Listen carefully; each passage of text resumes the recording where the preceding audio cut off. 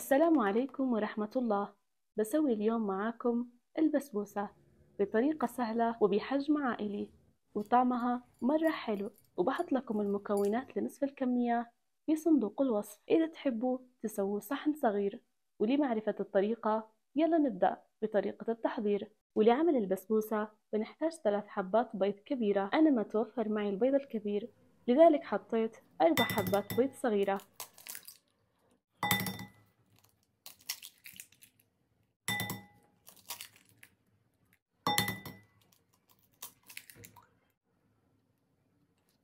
وبعدين بنحط على البيض ملعقة صغيرة خل، وملعقة صغيرة فانيلا، وكوب إلا ربع سكر.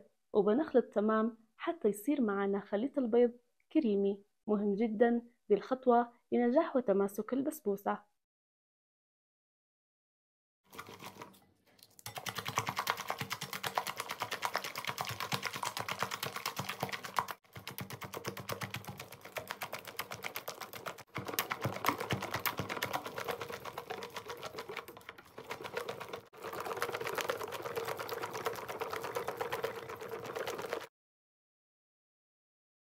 وبعد ما صار خليط البيض كريمي بنحط كوب زيت، وكوب ونصف حليب، ونصف كوب عصير البرتقال.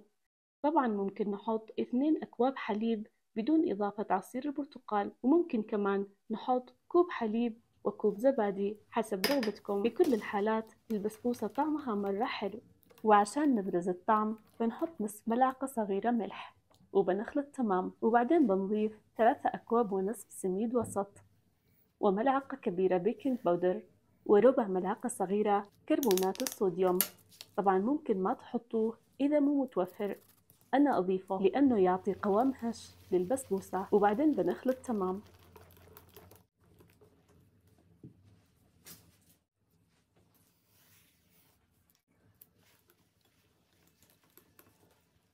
وبعد ما خلصنا خلط بنغطي خليط البسبوسة لمدة ربع ساعة حتى تتشرب حبات السميد السوائل وتصير طرية ويثقل خليط البسبوسة. وبعدين بننتقل لتجهيز صحن البسبوسة. بنحتاج صحن قياس كبير 40 في 30، وبندهن الصحن بالطحينة حتى نحصل على لون حلو للبسبوسة. طبعا ممكن ندهن الصحن بالزبدة أو السمن أو الزيت حسب المتوفر. وبنرش الصحن بالفستق المطحون أو اللوز.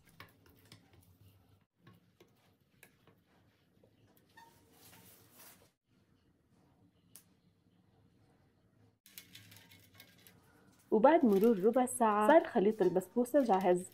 بنخلط خليط البسبوسة تمام لما تختفي الرغوة يلي مستقرة على سطح الخليط. وبعدين بنصب خليط البسبوسة في الصحن وبنساوي الخليط، وبنحط البسبوسة في فرن ساخن مسبقا بالرف الوسط على درجة حرارة 180 من 20 دقيقة إلى 25 دقيقة. وبعدين بنشغل فوق ونخلي البسبوسة حتى تتحمر مع المراقبة.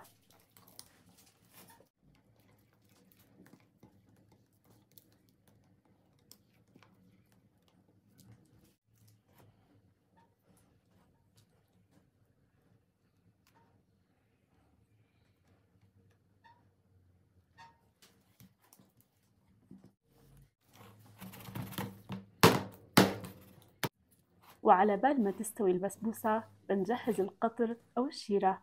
بنحتاج 2 أكواب سكر،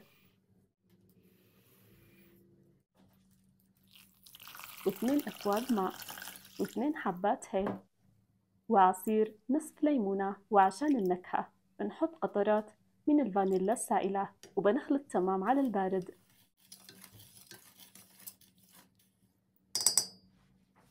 وبعدين بنحط القطر أو الشيرة على النار وبنخليه حتى يغلي.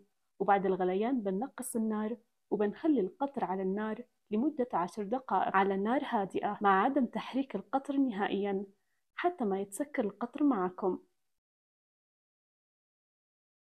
وبعد مرور 10 دقائق بنطفي النار وبنحط ملعقة كبيرة عسل، وبنخلي القطر حتى يدفأ. يعني لما نسوي تشريب للبسبوسة بالقطر يكون القطر دافئ والبسبوسة ساخنة.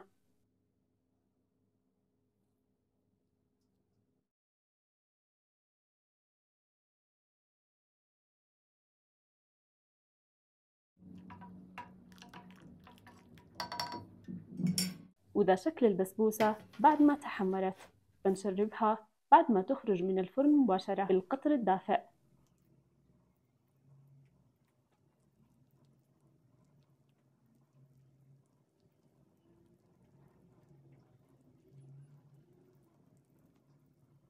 وبنرش عليها جوز الهند والفستق المطحون، والتزيين حسب رغبتكم.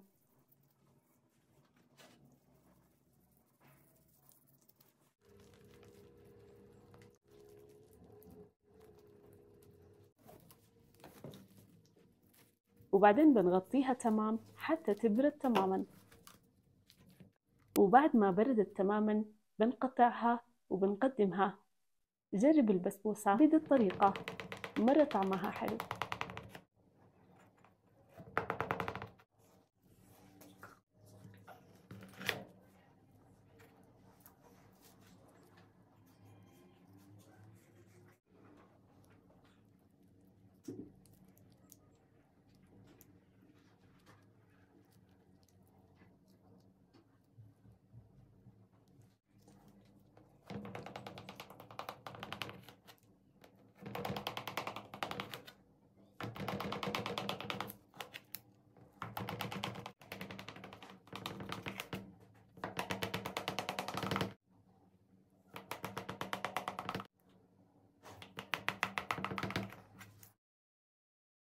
وأخيرا رمضان كريم على الجميع، وأتمنى تكونوا استمتعتوا بفيديو اليوم. شكرا للمتابعة، في أمان الله.